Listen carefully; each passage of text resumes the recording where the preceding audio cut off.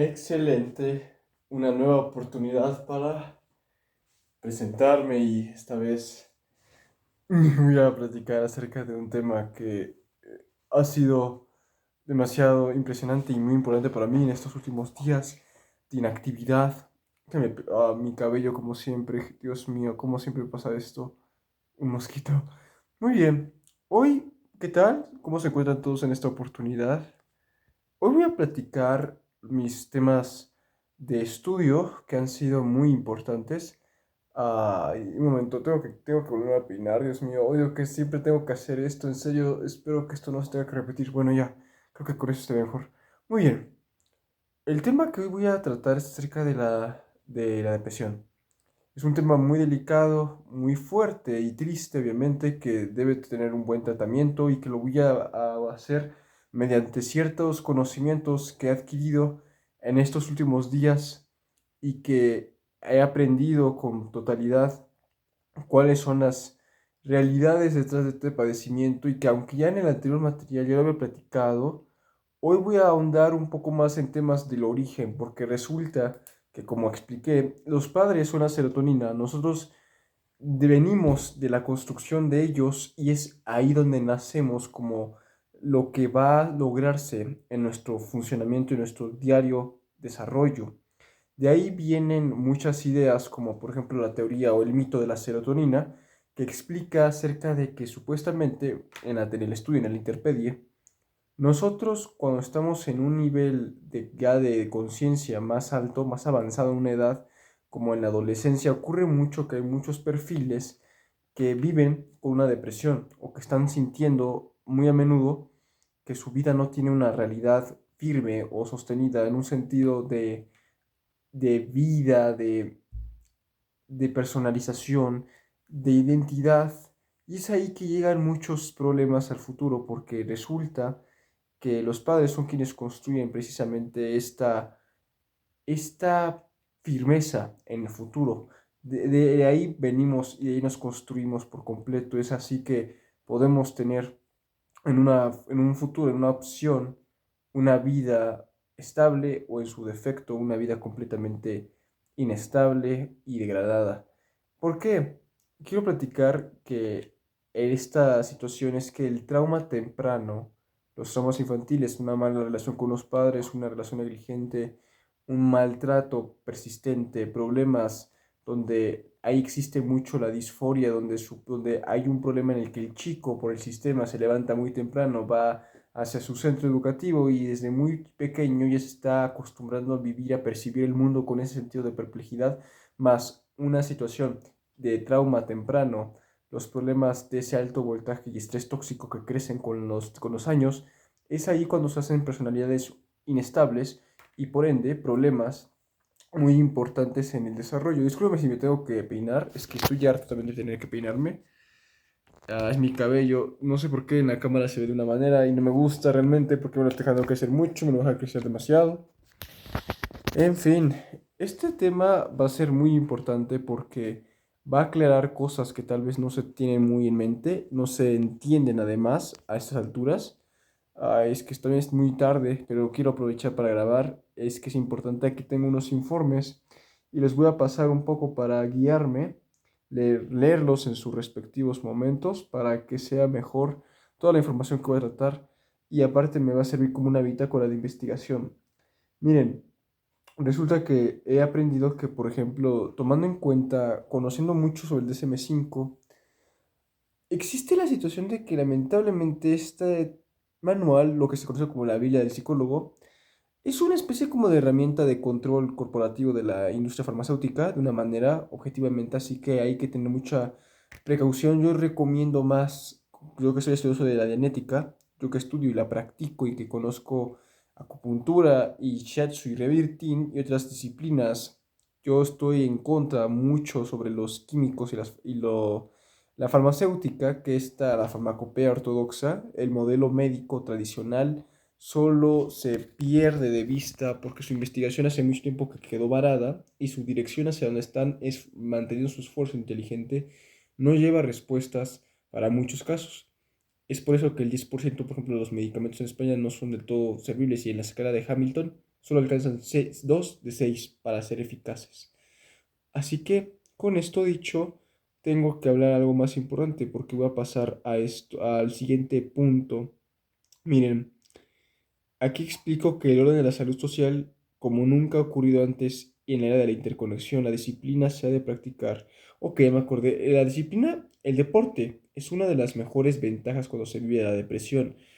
En el problema de la depresión, lo que ocurre es que es un trauma. La persona que tiene depresión está estreñida, tiene está rabiosa, está enojada, está resentida, está triste.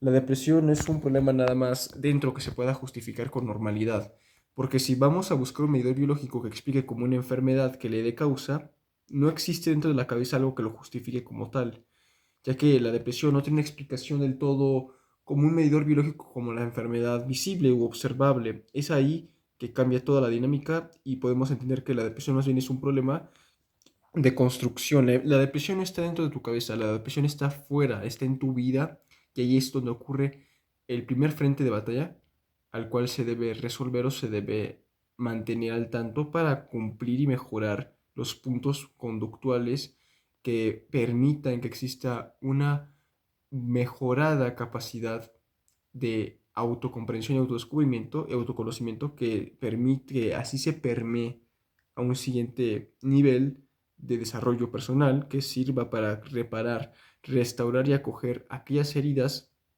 que han estado reprimidas y que han estado muchos años sin ser escuchadas o entendidas de una manera, no en una estrategia física de reparación, sino en un trabajo arduo interno de restauración y de reparación. Aquí voy a platicar algo más importante. Esto es muy importante, muy, muy importante. Resulta que, ok, la farmacéutica está al servicio con la cooperación de las instituciones en el código AHA. Aquí está otro punto. Las instituciones y el DSM-5 están apoyados obviamente por profesionales, quienes en el Código Penal se ha permitido que exista esta continuidad de los servicios que, bueno, están excelentes de una manera clínica, pero que en la farmacopea, que es, como he dicho, el modelo clásico de solamente ocupar medicamentos de alto voltaje, inundan al sistema y crean un estrés importante en la salud que mientras está ayudando en una forma, un método, en un órgano, tal vez se está dañando otra parte del cuerpo. Es decir, lo más importante no es nada más el cerebro, es la segregación adecuada de un parámetro químico que tenga la posibilidad a largo y a corto plazo de mantener un equilibrio mental, pero que sea conjunto con todo el cuerpo. Y estos, los antidepresivos, generan todo un descalabro orgánico y psicobiológico. Todavía peor, estos hacen que la mente y el cuerpo se degraden con una facilidad peor. Yo lo platico porque yo conocí y conozco la experiencia de una persona que ha vivido todo esto y que voy a platicar con más detalle en estos siguientes minutos. Estoy afónico. Ayer fui a una celebración para conocer el resultado final de nuestro mundial, de nuestro país, de México, contra Inglaterra. Y el problema fue que, bueno, perdimos 3-2 favor Inglaterra, pero el punto es que estuve mucho tiempo gritando y me quedé afónico. Por eso estoy ahorita como un poco afónico y tal vez mi voz no sea la mejor. Aparte de eso, les dejo explicarlo por si las dudas en este material. Ahora voy a platicar y voy a seguir esto. Muy importante este tema y el apartado respectivo de salud. Ok, muy bien. En esta parte expliqué y escribí lo siguiente. Se individualiza dice, espérenme, un male, no un paciente. Ah, sí, miren, un male, ¿qué? Es que ya ni siquiera veo cuando el mal es colectivo. Ah, ya vi, esto es algo muy impresionante. Disculpe si no, es que no alcancé bien a leer. El mal no viene nada más de un paciente, no es individual. El mal es colectivo y muchas veces en el DSM-5, por ejemplo, hacen que una persona se cronifique y pierde injerencia. ¿Qué significa? Que un paciente o un usuario, al estar mal visto, se le quita la prioridad y la voluntad, porque al quedar él en una etiqueta como de enfermo, de trastornado, según estas dinámicas o según estas etiquetas clínicas, lo que sucede es que el paciente, al ser cronificado y al ser quitado de su sufrimiento, se le ve más bien como un problema que a la sociedad y que al sistema el mal ya no es individual, sino que ahora el mal realmente es colectivo y el sistema es el que está creando estos problemas al afectar a personas, como por ejemplo yo en mi experiencia fui diagnosticado en algún momento con TLP. En efecto ya no es nada así porque el trastorno de límite de personalidad es uno de los más horribles, o es el más terrible descrito en el DSM-5, en el registro de los trastornos, el manual de la psicología aplicable como profesionales, en el cual yo, aunque también estoy estudiando la carrera de psicología, yo difiero altamente de estas situaciones porque yo conozco distinto los panoramas de estas índoles.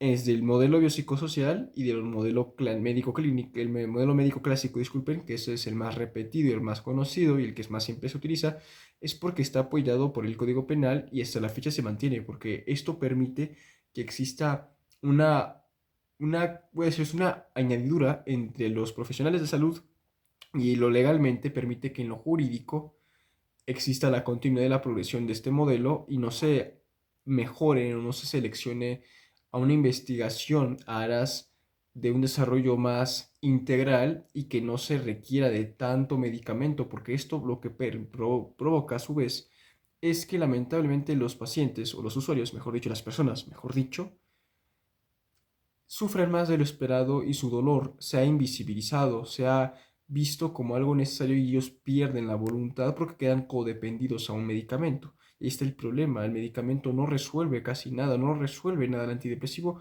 no te va a sanar porque este no cura nada, no es mágico, este causa pasotismo además, que es un estado de aplanamiento emocional muy persistente y que se ha de evitar completamente a estas alturas porque es lo peor que en términos de opciones contamos en un panorama de tantas otras respuestas y frentes abiertos que podemos utilizar al bien o al desempeño, a la mejoría de la salud en general.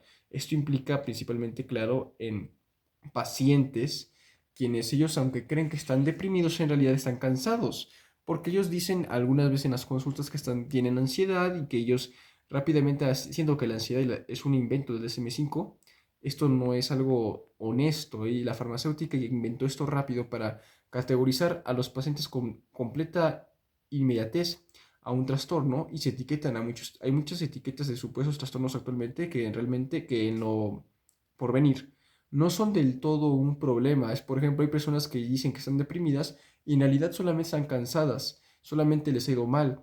Y aunque hemos dicho, hay personas que en la depresión, el trauma temprano tiene mucho que ver en que las próximas acciones en una vida, en su futuro, se vean comprometidas por una tristeza fuerte, una depresión profunda que provenga del trauma infantil y del abuso temprano, ya sea por muchas causas, experiencias adversas, relaciones nefastas con los padres, el entorno muy complejo, disforia emocional persistente en el desarrollo del día a día desde que son pequeños, porque el sistema así funciona, te levanta muy temprano y hace que sufras en una escuela, de una manera que aunque claro es por educación, el sistema está hecho para separar aquello que no va del todo a adecuarse a su regla. Y además de ello, contamos y tenemos en mente algo más todavía degradante y un poco muy indeseable, mejor dicho, por mi parte. Este es el siguiente comunicado de este mensaje, este apartado. O así un comunicado dentro de un mensaje personal y que también está ligado a aprendizaje y a conocimientos de este tipo. Uno de estos, mejor dicho, es lo siguiente. Ahora voy a platicar esto. Ujú, sí, ajá, ok. El mal es como decía, las personas con depresión no es como que ellas, a su tristeza, su persistencia en ese estado tan delicado de repetir lo negativo y de haber caído en esa bucle y que ya te identificas mentalmente en ese daño, de ahí viene el conflicto real, ese problema personal viene del trauma infantil y del maltrato o de la experiencia adversa donde se requiere o evitar o sobrevivir al abuso o al abandono o a los conflictos de un ambiente muy hostil. Es un mecanismo adaptativo, así como la esquizofrenia, que por cierto la esquizofrenia es un mecanismo adaptativo porque esta es lo mejor que te puede pasar en un momento dado y concreto de la vida donde debes de sobrevivir antes de que te desbarate. Es un ejemplo, las personas que sufren este gran problema, bueno, alejándome de la esquizofrenia, cuando hablan que tienen la ansiedad no es más nada que un grito de ayuda, es un grito completo y absoluto de miedo, es terror. El problema es que en nuestra sociedad se invisibiliza y no se permite hablar con esta totalidad el concepto de miedo porque nos da pavor más tener que expresar que tenemos miedo que sentirlo, porque sufrimos mucho al tener que confesarlo y en nuestra cultura, en estas ideas actuales donde se supone supuestamente tener miedo es malo y es de cobardes o de débiles, no se expresa ni se habla libremente. Ahora, por otra parte, he de confesar y completar esta proposición con otra. ¿Qué ocurre con las personas que sufren la depresión? Conocidamente, aparte de que están rabiosas y que se entiende su dolor, el sistema no las comprende, pero también se cronifica y se psiquiatriza su sufrimiento humano. No se les ve como pacientes. Eso me pasó a mí. Hubo una experiencia, muchas, a decir verdad, donde estuve con muchos supuestos profesionales de salud y todos ellos fueron completamente incapaces y incompetentes porque no tenían ni siquiera la empatía mínima como para tratar un caso necesario. En esa época de mi vida, era un adolescente completamente, estaba entrado en la época, en la plena adolescencia, que es a los 16 años técnicamente. Ahora, la ansiedad es una situación donde hay mucho miedo, hay un grito, hay un llamado de auxilio obligatorio que hemos de atender y que hemos de indagar. Muchas personas, así como no hablan del miedo, tampoco hablan del trauma, y como no hablan, no alivian, y al no comprenderlo, no entienden, o mejor dicho, no es que no entiendan, es que no pueden ser apoyados porque no comprenden cómo ellos acercarse al contacto cercano de dar un primer paso. Y el primer paso es hablar aquello que duele, porque eso ayuda a entender la herida y a repararla posteriormente. El trauma no es más nada también que una situación demasiado grave y de estrés extremo y excedido donde también la persona está buscando ser lo mejor. Como nos exigimos de más y queremos ser todo bien y perfecto, cuando eso no sale, creemos que estamos deprimidos, pero en realidad estamos cansados, estamos tristes, tenemos tal vez un poco de anergia, que es una situación donde el cuerpo y también sus conexiones en la sangre, la electricidad y el biorritmo, mejor dicho, el sistema en general está bajo, está cansado, está en un efecto depresor. No es depresión, es como la de anedonia, la falta de placer y la falta de gusto por las cosas que antes nos hacen sentir muy motivados o inspirados. Yo lo platico así porque yo fui un caso y me hice hazaña, me hice suceso porque yo pude reparar todo eso conociendo de Anética y estudiándola y aprendí otras disciplinas y me acerqué mucho, no voy a decir que a corrientes o a filosofías nada más, sino a muchas metodologías y conocimiento personal real que puede reparar todos esos problemas de diálogo interno, donde la conciencia, disculpen, donde el diálogo interno, la narrativa emocional es muy nefasta y repite y te identifica tu persona, la identidad se construye a base del dolor y es ahí cuando llega el caos, cuando te identificas tanto con el dolor que no puedes ser más definido que solamente con eso y llega el mal, se gesta como un huevo de áspid, es peor con los años y no hay manera a veces de resolverlo cuando, por ejemplo, el pensamiento está tan arraigado que el sistema nervioso también está colapsado y se requiere subsanarlo con otras técnicas o con otras actividades y o otras mecánicas de operación a la salud, a la promoción verdadera y completa de la salud. Ese es el mejor método que he conocido, el cual yo me pude también apoyar. Ahora voy a platicar con un siguiente apartado, pero primero voy a ir rápido, poco a poco, porque ahorita parece un poco cansado y miren, no, mi cara. Ok, ahí va. Para sobrevivir en un momento concreto de la vida, para llenar. Ok, exacto, miren. Perdón, me da risa cómo parece, es que así son mis vlogs. El concepto de ansiedad hoy en día está modificado, hay un vacío, no se comprende del todo y se ve mal cuando se habla. Se dice tan fácilmente que se ha perdido el origen, el significado real de lo que quiere hablar este concepto. ¿Qué es la ansiedad? En el DSM-5 la ansiedad es un trastorno. Sin embargo, también es porque hay una respuesta exagerada de algo que no debe ocurrir, pero que está por error sucediendo supuestamente en la mente o en nuestra cabeza dentro, como la depresión. Pero la depresión no viene dentro de la cabeza porque no hay un factor que determine o la pueda justificar como una enfermedad. Claro que el DSM-5 lo llama trastornos, pero fuera de todo ello, dentro de este mismo, no hay nada que pueda ser catalogado o considerado como enfermedad. La ansiedad, por otra parte, es una situación de extrema alerta, de extrema necesidad de control. Algunas veces hemos de renunciar a ciertas cosas para ser liberados de esa atadura, como ya la llamamos ansiedad, algo que nuestra narrativa necesita para seguir sobreviviendo y eso nos permite ser felices o encontrar un sentido de libertad. Así es como se definiría desde mi punto de vista por lo que he aprendido. Ahora, yo lo quiero compartir porque sé que es muy importante y sería muy bueno para ciertas personas. Muy bien, ahí dice algo más, en nuestra sociedad tan obsesionada con el rendimiento, el individualismo de esta cultura, la disciplina y el materialismo, mejor dicho, no el materialismo, sino la obsesión con la productividad extrema, el trabajo excedido de esta cultura, de nuestra sociedad, la ansiedad así pues solamente, como he dicho, es miedo por completo en su máxima forma de expresión, un gran grito. El futuro de la psicoterapia, el futuro de la neurociencia y de la psicología precisamente está en entender los orígenes del trastorno del sufrimiento desmesurado o del trastorno del sufrimiento mental excesivo. Y es así que del malestar o un momento del malestar, el trastorno viene del desarrollo infantil. Los trastornos del malestar o del sufrimiento exagerado siempre vienen de la infancia. En todos los casos que yo he aprendido y he conocido de adicción, trastornos alimenticios o alimentarios, yo me decanto por llamar trastorno alimenticio, cuando hay problemas de adicción, cuando hay problemas de todo tipo acerca de obsesión, TOC, mejor dicho, trauma, estrés postraumático, crimen o una personalidad delincuencial, todas por ende y sin excepciones, comparten el rasgo de que la experiencia temprana fue traumática. Y es ahí donde también hay explicaciones cognitivas y en la neurociencia apoyándose que determinan y describen mejor por qué ocurren fenómenos todavía más deprimentes o más trágicos en las personas quienes lo viven. Tomando en cuenta una persona adicta o un drogodependiente, un quimiodependiente, ellos siempre también tienen esa experiencia temprana traumática importante donde el trastorno de sufrimiento o de incomodidad exagerado o excedido siempre está presente como un factor determinante que provoca a su vez la consecuencia de esta situación mental, donde también en la dianética conocemos como engrama.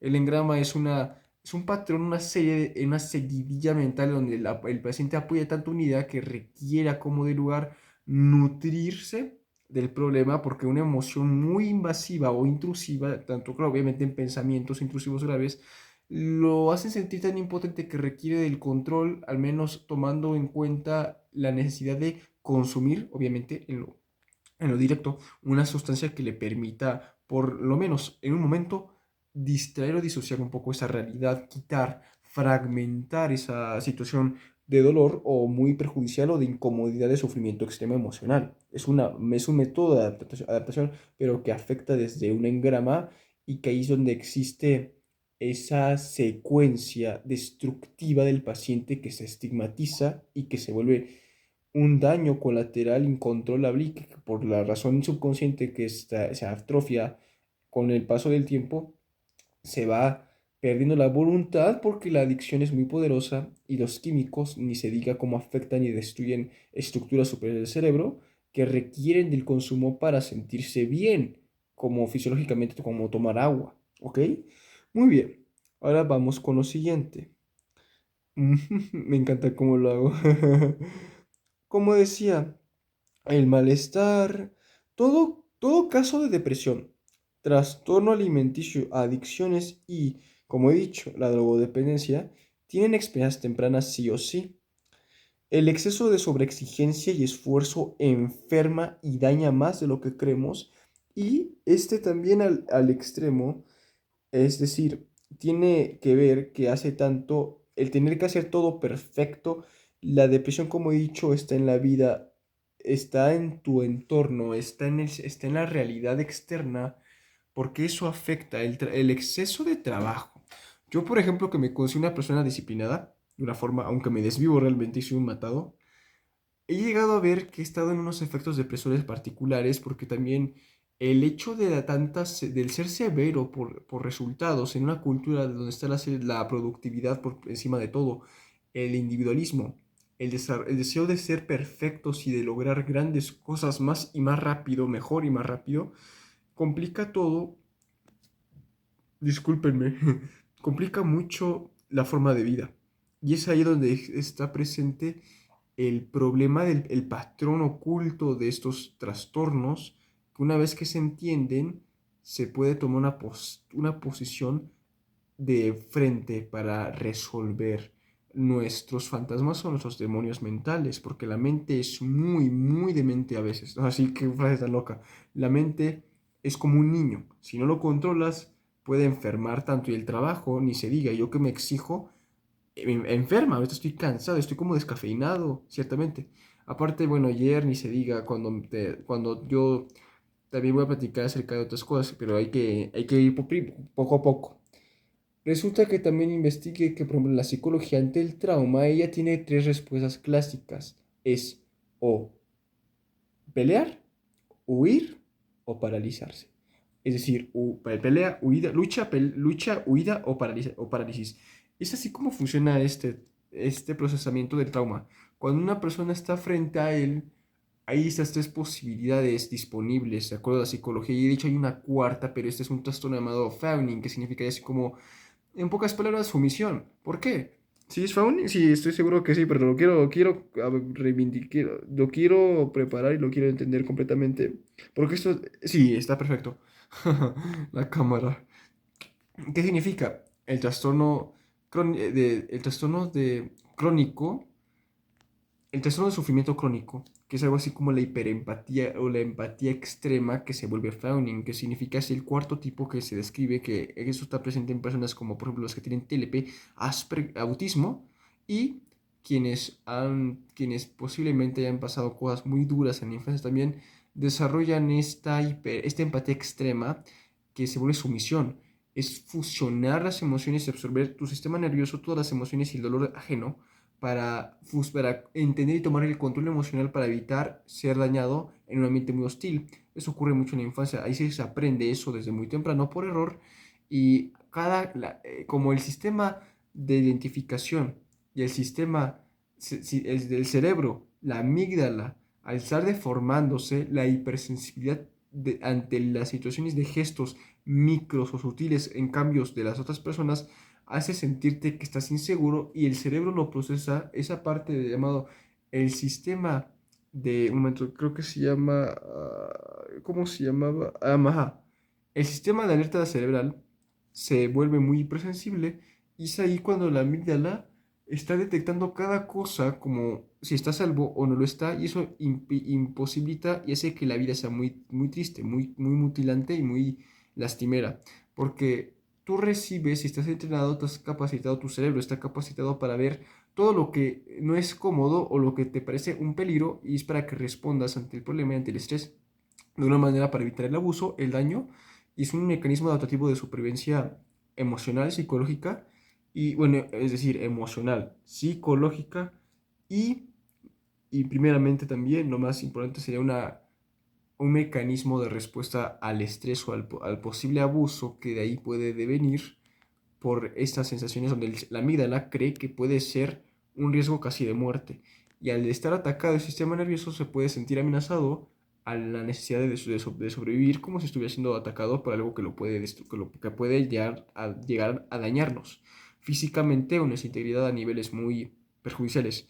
Es así que ocurre este fenómeno y se llama el trastorno de sufrimiento crónico o he dicho la empatía extrema, que es un arma de doble filo, porque esta se desarrolla cuando es un trauma, no viene del nacimiento, viene de una necesidad, un mecanismo de adaptación ante el entorno que es hostil y puede estar basado iniciado principalmente en muchos problemas de la infancia, negligencia, mala relación con los padres, la disforia que he dicho persistente, y también puede estar basado en que hay un abuso considerable o una necesidad donde la persona afectada se siente mal vista o no se siente existente y está en una lucha muy fuerte y constante con sus emociones, porque el sistema de control del cerebro está alterado y la amígdala produce por consecuencia unas modificaciones en esa sensibilidad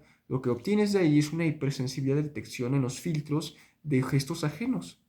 Y esos gestos pueden ser desde una postura, desde cómo se siente una persona, su forma de caminar y te puedes sentir agredido. Y es más, cuando estás muy activo a ello, cuando desarrollas esa hipersensibilidad, las personas se sienten conectadas al entorno tanto que pueden tal cual absorber el estrés de otros y sentirlo en sus cuerpos como si le perteneciera a estos. Y eso a mí me ocurrió en alguna época cuando era la pandemia, porque yo sentía mucho eso y yo estaba desarrollando, yo me considero una persona metaempática, pero no empática extrema, no tengo este trastorno, es porque se considera un trastorno, aunque no está descrito así, es un cuarto, es como la cuarta respuesta de lo que la psicología describe, de lo que hay que hacer ante un trauma, y se llama trastorno del trauma crónico, porque esa empatía sin límites, esa total muestra de apoyo incondicional ante el control, ante situaciones de los demás, no es una empatía del todo humana, no es saludable, porque ese trastorno quiebra y destruye y separa los límites psicológicos normales, que hace que ya exista ese daño, ese colapso de la empatía natural y o necesaria de una persona. Así es como funciona este percance psicológico y conductual. La neurociencia lo estudia y lo explica, como la psicología también. Es algo rápido, no es como que fuera una lucha de ambos bandos o de conceptos opuestos uno con el otro. Pero esto sí determina los límites. Ay, no me gusta cómo se ve. Ay, es que odio grabar aquí, pero en fin, Dios santo, discúlpeme. Ay, Dios mío, es que es mucho. Ahora mismo voy a platicar otra cosa. Adicciones y droga. Me quedé en esfuerzo. Ok, depresión. Ya vi. La medicina y el modelo biomédico, que son muy exitosos, no reconocen al sufrimiento humano, solo lo gestionan a su monopolio. ¿Ok? Esto es muy importante. La depresión está en la vida. Ajá. No existe nada que lo justifique como un ente real en alguien en su cabeza, evidenciadamente. Ok. Como he dicho.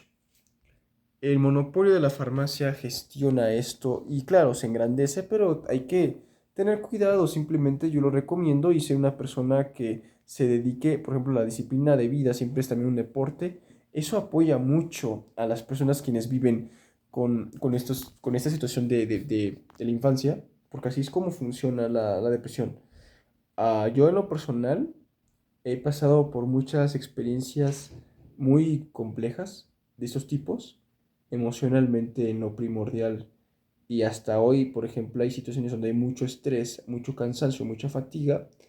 Y simplemente hay que, no es que se trate nada más de rendir ciegamente y de hacer por demás, porque eso no es una oportunidad de ningún tipo para mejorar, sino mejor dicho, es una enfermedad invisible que va degradando el sistema nervioso, tanto periférico como aquel que es el parasimpático. Físicamente hay un costo, hay un saldo muy grave por toda esta situación. Ahora yo quería platicar también en el otro apartado de que he aprendido otros pilares de la personalidad que me han permitido permear más de lo esperado, como por ejemplo entender que el juego de la vida es eso, es técnicamente una forma de dinámica en la cual hay que aprender a estar más adelantado para jugarla mejor y tener la posibilidad de salir victorioso. Porque otros se quejan y no lo entienden, pero así es como funciona este modelo, esta dinámica de vida. Las amistades se pueden considerar de un modo, pero también hay que tomar en cuenta que son como intereses compartidos, porque la amistad hoy en día está regulada de que, imagínate, si tú pierdes todo, ¿quién estará al final contigo? O si tú fueras alguien que ya nada, ellos no quieren por quien tú eres, sino por quien estás mostrándoles en un momento. Y si no fuera por eso, ¿quién estaría entonces acompañándote a tu lado para vivir o estar como un amigo, una amiga ante este planteamiento? Ahora, voy a platicar lo siguiente. Discúlpeme, como que estoy muy cansado. Es normal, me desvivo mucho y lo hago con amor, es la parte más buena y la mejor parte. Hablando de eso, la conciencia es ese proyector, es la cámara con la cual nosotros producimos la experiencia, nuestra resultante material. Es ese medidor, es ese índice Y cuando está más alta la conciencia, hay un campo electromagnético del corazón mucho más elevado. Las personas que vibran en un nivel bajo tienen mucha vergüenza, tienen mucha emoción retenida de baja frecuencia que hace que también, a su vez, el corazón y el campo electromagnético cercano, el destello áurico también sea menor. Cuando hay personas de alta frecuencia, el campo electromagnético es muy alto y es por eso que el amor incondicional rige a grandes ciclos, no de 50 sino que puede llegar a 1000, a 100 de intensidad. Esto es un concepto un poco más, no metafísico nada más, es un concepto que ahí está reconocido por un científico, si no se llama Hawkins, no es Stephen Hawking, nada que ver, no es él, no es, él era en fin, creo que era un cosmólogo, pero este es otro caso, esto es algo más que estudio desde la genética también y que tiene una explicación en ciencia de la en magnitud de la conciencia o latitud de esta ciencia, de esta disciplina, que permite entender la mente como un factor que también le da forma a la realidad y a la física de la conciencia en sus magnitudes sutiles, mejor dicho, en sus cargas o en sus preexistencias, sus presencias de alcance, al contacto de ese enlace que tenemos como seres humanos con fuerzas invisibles y con el poder de la mente, porque esta es atemporal y aparte es no local, no pertenece a nuestro cerebro. Es una conexión universal y todos respondemos a esa misma red, pero todos tienen diferentes cargas o diferente descarga dependiendo por la frecuencia a la cual ellos operan. Algunos operan tan alto que pueden descargar muchísima potencia de esa fuerza, otros operan en una frecuencia tan reducida. Discúlpeme, se acaba de ver que cuando es bajo, la frecuencia está demasiado retenida. No hay una salud, no hay una mente que exista en una dirección fija y es ahí donde vienen los problemas, el desbarajuste en general. Yo en lo personal, por ejemplo, en estos últimos días me la he pasado muy bien. Ayer que fui mi convivencia, salí cerca aquí en el centro de Coyoacán, yo digamos que vivo cerca de ahí, que amo ese lugar y Dios santo, lo adoro, lo adoro porque yo ahí crecí y ahí pertenezco, técnicamente yo me defino. Además, hasta mis playeras también se nota, es un estilo así, un tanto campechano, muy fresco, muy de pura chapuza, es tan grato ese estilo estrafalario que yo siempre he tenido porque me siento muy identificado con ese lugar y yo lo adoro porque yo ahí crecí de una manera, pero me refiero a que yo crecí en mi forma de voluntad porque ahí fue donde me entrené antes de alcanzar otros niveles de amor a las cosas, de comprensión y no de deseo desde la neuma, desde la psique, sino desde la afinidad original a un propósito de bien común y de amor. Un amor honesto a la felicidad. Ok, ahora voy a platicar esto. Ahorita estoy un poco, mis ojos de nuevo como que me siento un poco mal. Disculpenme, es que si se nota, estoy leyendo y he estado trabajando y aparte termino mis últimos apuntes para este material. Con todo mi amor va dirigido aquí al canal de Jonathan Alajasio. Ok, ahí va. Adicciones ok, me quedé como causa. Disculpen si estoy divagando, ustedes solamente escuchen, pero vean los puntos y tómenlo en cuenta. Soy un mocoso todavía.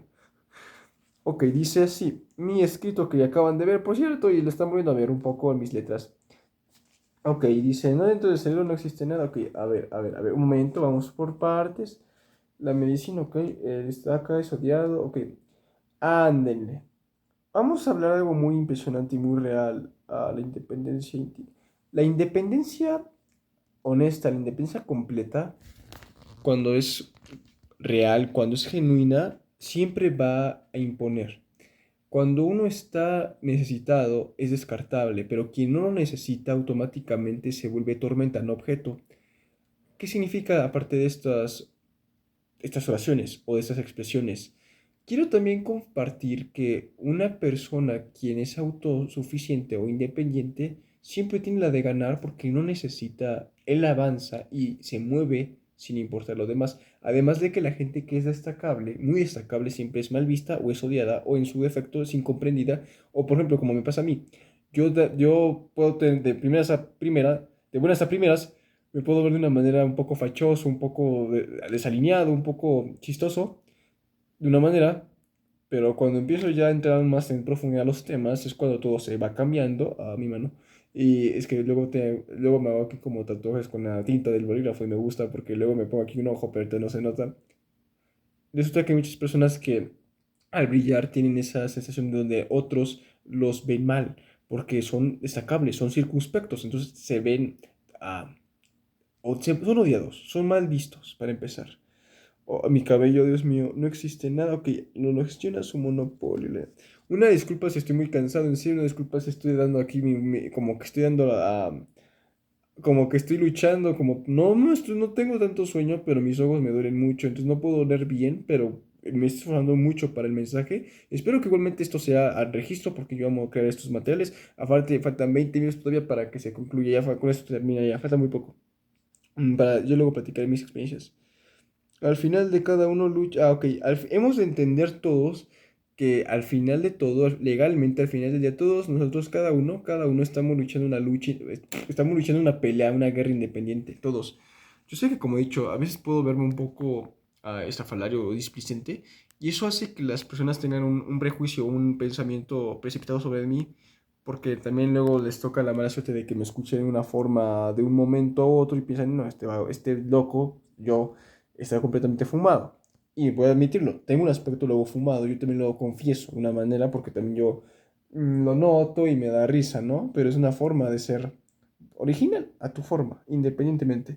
Ok, como decía, como he dicho, la vida es muy cruel con las personas que son débiles mentalmente porque hay que adelantar y entender cómo funciona esta, no hay que quejarse, simplemente hay que ir e ir a hacer las cosas, hacerlo mejor que el resto en ese caso. Al final cada uno, como he dicho, lucha por su propia guerra. El dinero puede dar libertad, pero no puede dar felicidad. Pues, aunque la puede comprar, el dinero no es... Es un aliciente, pero el origen real de la felicidad siempre se encuentra solamente en tu fuente personal. Es ahí donde todo cambia. El dinero puede dar felicidad. El talento real no grita, no lo exige, no está presumiendo, simplemente lo es. Es algo muy bello hacerlo, entenderlo así. Y como he dicho, hacerlo mejor. Ok, ahora he dicho, mostrar miedo o hablar de un trauma, como estaba hablando anteriormente, esto ocurre porque cuando se invisibiliza el trauma, y por no platicar ni comunicarlo a alguien, se produce lo que se conoce como un incendio emocional de altas proporciones, un momento de inundación masiva donde el estrés se vuelve tóxico y las personas quienes lo viven, como me pasó alguna vez, se quedan bloqueadas, como que no pueden hablar, no pueden vivir, están sobreviviendo con dolor. Y ese es el problema, que en nuestro mundo ocurre mucho eso, en nuestra sociedad, ni se diga, porque nuestra cultura invisibiliza el hablar de los traumas y la gente quien tiene algo que le provoca vergüenza o dolor no lo habla y es ahí el problema real, ahí es cuando se hace latentemente destructivo. Yo no lo quiero hablar porque, por ejemplo, la fibromialgia y otros padecimientos viene también de nuestro cerebro que ya está está muy lastimado. El dolor es muy grave.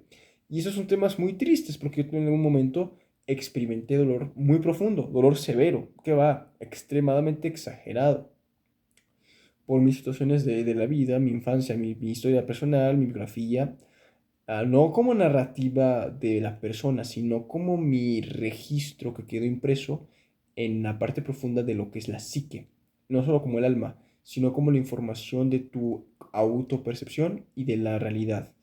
Muy bien, ahora dicho esto, paso a lo siguiente, paso a lo nuevo. Ujú. Ajá, no, pues, es el inicio de una petrificación por el estrés tóxico e incremento en el vivir en ello sin bien saberlo o entenderlo. Al no entenderlo y al no saber este problema original, vivimos con esa marca y no la podemos resolver con consultas de psicología o hablándolo con un psicólogo de turno. Eso no sirve, no resuelve las cosas realmente. Es así como empieza esa petrificación, la apatía, la anedonia, la anergia, ese profundo desvínculo del desarrollo o del crecimiento personal, la evolución real hacia el perfeccionamiento. El sistema desde la infancia genera disforias en la población y a ello va construyendo ese futuro demoledor e inestable en los marcados, en las personas quienes desde un principio somos incómodas. Tener mi vida, ahora esto es otra parte, esto no tengo que hablarlo, pero yo recomiendo que siempre hay que tener una vida que esté conocida porque tú sepas controlarla de una manera buena, sin enfermar, sin caer en extremos, pero que el resultado lo puedas conocer y tener en mente para que así se logren más aptitudes y se logren más avances que en contra, como por ejemplo podría venir rápido el incidente o los accidentes de despropósito cuando una persona pierde su eje, su sentido y va viviendo sin ninguna construcción o sin ningún tipo de autodescubrimiento que sea significativo y esto por lo consiguiente lo hace ser y sentirse inservible o que está mal, que está sin vivir, que está sin sentir las cosas que necesita emocionalmente. Ahora, aquí voy a entrar y voy a dar un salto muy alto, muy grande y muy importante, así un salto, como dice, porque esto va a ser muy delimitado, va a ser muy definitivo, porque esto es otro tema. Yo estudié acerca de unos ciertos perfiles que ante la violencia extrema activan un estado de gestión de consecuencias muy particular donde un problema, por ejemplo, lejos de ser ya algo que ha ocurrido, se vuelve un plan o un kit de pasos a seguir ante el día o la vida o el problema que se ha generado por la violencia. Estos perfiles pasan como lo que se le conoce como, se llama es trauma, el estrés postraumático, no solamente como una crisis, un episodio, sino es una disociación postraumática. Cuando, ahí va, este es el tema más impresionante. Ujú. Momento, hostil, ajá, un momento, estoy muy cansado, discúlpenme, sumisión, no, es que son muchas cosas y como se dan cuenta es mucho escrito y me estoy quedando como si estuviera muy cansado. Esto es tóxico. Un momento, trauma. Ajá. Ya lo chequé. Disociación postraumática. Ok. Porque se tiene que operar funcionalmente ante una situación de ese calibre, donde ha ocurrido semejante impacto emocional en la persona, ya que la mente tiene una capacidad perturbadora para compartimentar el horror y seguir funcionando como si nada hubiera ocurrido anteriormente. Y está uno de mis estudios más impresionantes que quería compartir, porque es ahí que hay casos y hay muchos perfiles de personas, bueno, en general, que han vivido y que tienen una situación así similar, donde tras el estrés postraumático, la disociación de este tipo les permite activar un modo de gestión de consecuencias altamente funcional, sin importar el derrumbe o la magnitud de lo que hicieron, como por ejemplo en casos de crímenes extremos y muy sanguinarios y sádicos, donde han ocurrido, y por ejemplo yo estaba estudiando esto precisamente, este informe en un caso de un joven español que en 2023 en agosto cometió algo repulsivo en una de las islas de Koh Phangan en Tailandia, que no voy a decir el nombre, si gustan pueden conocerlo. Fue una situación alta, espantosamente horrípida, y eso ha dejado en mi estudio la marca de estos datos curiosos de cómo es la mente y también algo que he de decir. Ella trabaja de acuerdo a repetición y hábitos conocidos. Y si siempre se está imprimiendo una mala señal, una mala emisión, un error de cálculo mental que sea muy alto y que se haya demasiado repetido, no solo por cantidad, sino por intensidad, es ahí donde la mente se va destruyendo y se produce una persona que puede tener una desconexión muy importante, no solamente en la frialdad mental o emocional con otros, sino que es ahí cuando hay una deshumanización y la mente es un maestro de creación, tanto para el bien, al menos en lo considerado moralmente desde nuestra sociedad, o hasta lo destructivo para la persona. Este caso del que les hablaba me dejó con un sabor muy amargo en el ser internamente, en lo más hondo de mí, porque me hizo saber y me hizo ver cosas sobre esta situación de cómo la mente opera imprimiendo a diestra y siniestra señales y signos que se va reconociendo con las experiencias más significativas, pero que al mismo tiempo, si son experiencias altamente estresantes, el cerebro es capaz de saltar trancas impensables, no el cerebro, disculpen, la mente, pero que los químicos, o sea, nuestro compartimento, el cerebro, siempre va a estar registrando esto como algo que aunque no conoce ni como bueno como malo, solamente lo ejecuta como un programa más. Y es ahí el peligro entre algo cognitivo y lo que es una psicodinámica de alto calibre que se está manteniendo con total conciencia y que en algunos casos puede ser tan severo que, como he dicho, si en el caso de esquizofrenia, que es un proceso adaptativo, en el cual es lo mejor que se puede hacer para que una persona sobreviva un momento altamente crítico de la vida, concreto, es evidente que lo aplicable en en otros eventos mentales que son parecidos, hay una gran posibilidad de producir o de generar, surgir patrones de alto riesgo mental, de autodestrucción principalmente para quien lo vive, pero que siempre salen perdiendo todas las partes, afectadas como las involucradas, la familia, los más allegados, los conocidos, las personas próximas, siempre terminan pagando ese gran costo de una inestabilidad persistente y ya muy sostenida con el tiempo. Ahora, voy a cerrar mi documento y poco último tiempo lo voy a platicar para comentar que, déjame ver si no hay nada que más pueda platicar, por cierto. Ajá, el contagio emocional masivo. Dios santo, detectar esto es algo, ajá, detectar, como he dicho, la infancia dura para siempre. Eso es algo que tenemos que tener, es algo que debemos tener muy en cuenta siempre también. No hay que juzgar a un paciente por lo que creemos, estigmatizarlo por su problema y llamarlo enfermedad, eso no es cierto, es algo que viene desde el origen, desde lo temprano en nuestro desarrollo. El niño es la estructura que vamos a seguir toda nuestra vida y si no lo entendemos no vamos a poder rendir, no seremos nosotros realmente. Y ese contagio emocional masivo es el mayor precio que puedes vivir ante ese castigo de ignorar el trauma temprano, que todos tenemos traumas, todos tenemos algo en el cual tuvimos que sobrevivir o evadir un conflicto o un abuso o un abandono a grandes rasgos.